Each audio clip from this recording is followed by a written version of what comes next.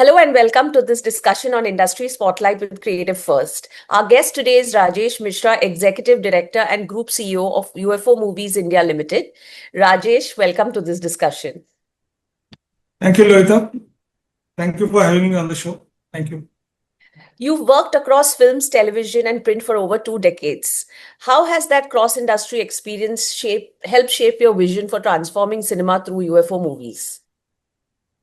Yeah, so basically started from films in 90s, then moved on to print side, and then we moved on to this business of digital cinema. Essentially, what it did was it gave me a understanding of the issues that are being faced by the film industry at that particular point of time. And just to give you a brief perspective, having been on the production side, one understood the pains of delivering a film at the time of release of the film. So it was always a last minute touch and go situation on physical prints. And essentially, the cost element was too high for a physical print, which at that point in around 2004 was costing around 60,000 rupees per print. Explain it as a physical print is the anomaly would be, the analogy to that would be that if you have to send a letter to 3,000 people, you would make 3,000 copies, sign it 3,000 times, or sign it once and make 3,000 Xerox copies, then put them in 3,000 envelopes, then stamp it and then post it out. And then they would reach over 2, 3, 5 days over a period of time. In digital cinema, what we do is exactly what we do in emails now. You make a scanned copy of the film and you just shoot it out to 3,000 people at one time. So my cost of printing the film is only once, right? And then rest is all email electronic delivery cost. So understanding of the film business, the distribution dynamics, how the theaters are working and how the commercial logic of it also works, that gave us the understanding of how to structure this business. So this is how we utilized our collective knowledge, and ultimately colleagues, we all joined together, we pulled in our commercial strength, our technical strength, our business understanding, and we got into the business of digital cinema. And one more thing that we did right from day one was we started delivering content via satellite.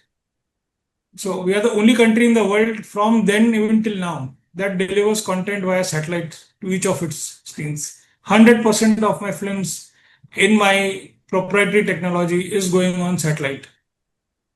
So the benefit of satellite is that it allowed us to grow very, very haphazardly also, let us say.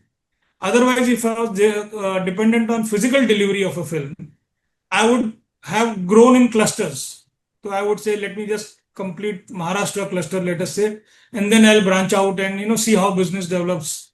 But with a satellite, I can deliver the film simultaneously to one cinema or to 10,000 cinemas. It doesn't matter. It's a multicast system.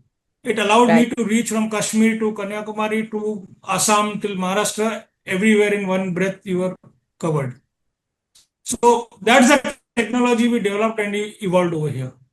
And more I can explain as we go along. In the context of the MPA Deloitte India Economic Impact of the Film, Television and OCC industry, how do you see digital cinema contributing not just to box office numbers, but also to job creation? Lot of that business, almost 70-80% of that business has moved on to revenue sharing basis because of this essential trust that they can only play the number of shows that have been designated for, or there is control over the number of shows, on the number of days over which they are exploiting, control over which cinema it is being played. A physical print once delivered could play at 5 cinemas, no one would come to know.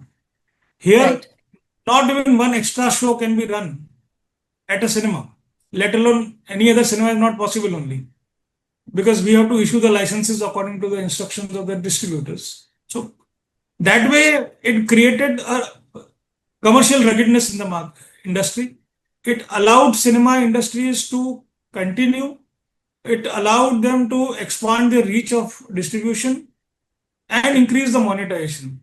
So today 100 crore club is the word which is passé now. people have moved on to 500 crore club or 1000 crore club. Digital cinema in India, we started 2005.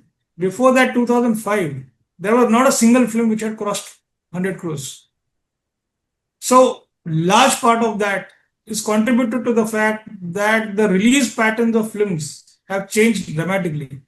The day and date release of a film is now allowing distributors to cover the maximum territory. And mind you, if a film does not do well in week 1, it will not command a good ticket price in week 3, 4 or second week. So the film's earning capacity as the time went by in the print era used to fall drastically. So in a cinema where a film was earning 10,000 rupees a week in the third week or fourth, fifth week, today in the first week, it has a potential of earning 1 lakh of rupees. So right from ground upwards, the money has started percolating back into the system, which is creating this 100 crore club, 500 crore club. Of course, multiplexes have also come. The ticket prices have gone up. But the factor by which it has grown, it is a factor of 6 to 7 because of the extended wide release. India is one of the largest cinema going markets in the world, but there's still lack of screens in terms of low screen density. How can digital infrastructure help bridge this gap? There is still large chunk, almost 60% of the population, which does not have access to a cinema today in this country. So if you see the distribution of density of screens, it is much higher in the southern states, and it is comparatively less in the northern states. 56% of the country's screens are in the 4 or now 5 southern states. 45 is in the rest of India. So the central India is sparsely populated. The northeast is very, very sparsely populated in terms of screens. Jammu Kashmir, Punjab area is also, Punjab is still better, but Jammu Kashmir and all is still not so. So it has not grown in the manner in which we were looking at, that the screen's density should grow. And there are a multitude of reasons for that also. One is it's a multilingual country. We have films released in multiple languages over here. That should be helpful. But what happens is a lot of places, other content does not run at all. Okay. Secondly, I think the single biggest factor that has hindered the growth of cinemas is the apprehension about opening a cinema, getting licenses and all to run a cinema, and to keep it running over a sustained period of time.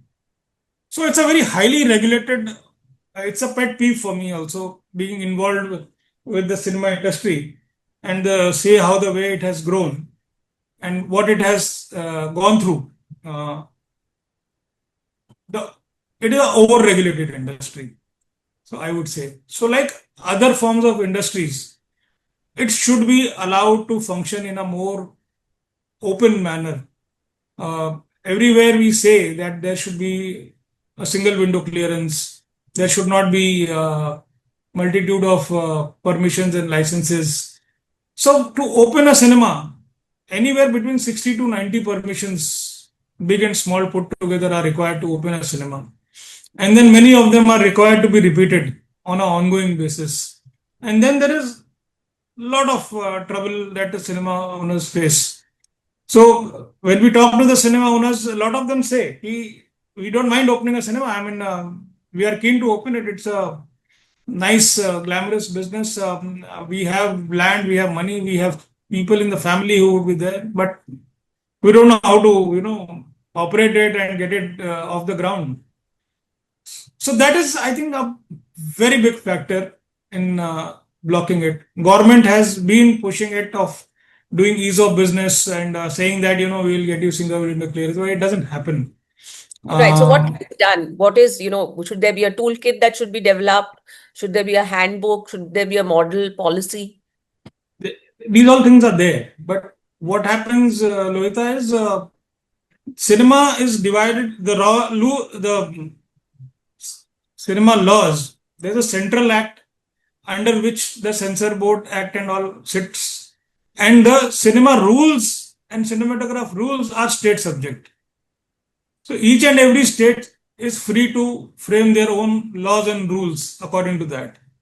So that's why you can hear something like Karnataka, somewhere someone passes an order that, ticket prices will not be more than 200 rupees. And somewhere they will say, this film cannot be released, or this type of cinema cannot be opened, or here it is not allowed. It is a very mixed bag of situation. So all the states are able to function independently. Also, the license rests with the district magistrate, or it could rest with the police commissioner, or it could rest with the local authority over there. So there are multiple licensing authorities. And there are multiple licenses, as I said, you're required to give. You need to get your permissions, building, fire NOCs, this, that. I think somewhere if they can consolidate the rules, Right. and that's what we had discussed in the last meeting with the Ministry of INB. The secretary himself was addressing the meeting, and he said we are working on a model set of rules. Right. But how the states individually, the center cannot push them into it. They can nudge them into it, but they cannot follow these rules and do this procedure. They can't do that.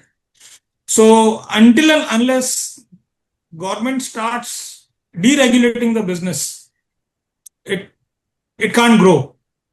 China grew because the government was pushing it for it to grow. They were adding 10,000 screens for over a period of 5 years before the COVID period. So they are at 80,000 screens. We are still struggling with 10,000 screens. It's a very, very good opportunity if they can crack this model and bring more people into the fold to open up cinemas, have simpler rules, have smaller cinemas, make it more friendly for people to open and operate cinemas, give it industry status so that they can get required funding from banks and all those things. These are the things that will go a long way. We have so many films that we produce. Hollywood produces and releases 250 films a year. We produce almost 1,500 films a year. And we are just struggling. Yes, and I'm sure, we hope that the ministry puts out those, draft rules so that then industry can work, with state governments. Looking ahead, what is your vision for UFO movies in the next 5-10 years, and how do you see its role in shaping the future of Indian cinema? See, as I said, the number of screens are not growing over here, right? So what will need to be done is 2-3 things. First is, as we discussed, the number of screens need to be improved. So we are constantly in touch with the government, and we are also attempting to put cinemas in smaller centers and see how the opportunities are growing from there. The idea is someone has to start the conversation of cinemas in B and C towns where there were no cinemas. Right. The business models can then make them sustainable. Somewhere I strongly believe that COVID changed viewing patterns of the people. They did that, and we cannot deny it. But it's not like people don't want to watch a film in cinemas. Right. They want to watch. Now the ask has changed. How you create an experience for the person to come to a cinema. So I would go to a cinema if I can't get that thing at my house on a television set. So recently I watched the movie F1, and that was a thing that would have been a great disservice to the film to watch it on a 42-inch TV or something like that. So creating the experiences, creating the right price points of the tickets also is important. So this is the conversation that we keep having internally and with the industry, and this is where I think the growth will focus on the good quality cinemas, affordable entertainment, and of course good quality entertainment. Because no matter how good or bad the cinema is, if the film is not doing well, nothing happens. It doesn't work. It doesn't work. So some things are in our purview that we can handle and we can address. So the experience in the cinemas, creating more opportunities to engage with the audiences, creating the right data sets, and more informed decisions for the producers and distributors, which territories to target. So all these things we are working on, and we have to give something more now for the audience to come out of the house, come to the cinema, because film is time, money, and effort. You have to spend the time, go to over there. You have to take the effort to reach the cinema, and you have to spend the money also. So ask people to do that, the time has changed now. When entertainment is available on multiple screens, from your phone to your laptop to your television set to the cinemas. So we will have to go that extra mile to bring in the audiences, and we'll have to focus on making cinema oriented films. Thank you so much for sharing your insights with us, Rajesh. And of course, let's all continue to work together to improve screen density in India.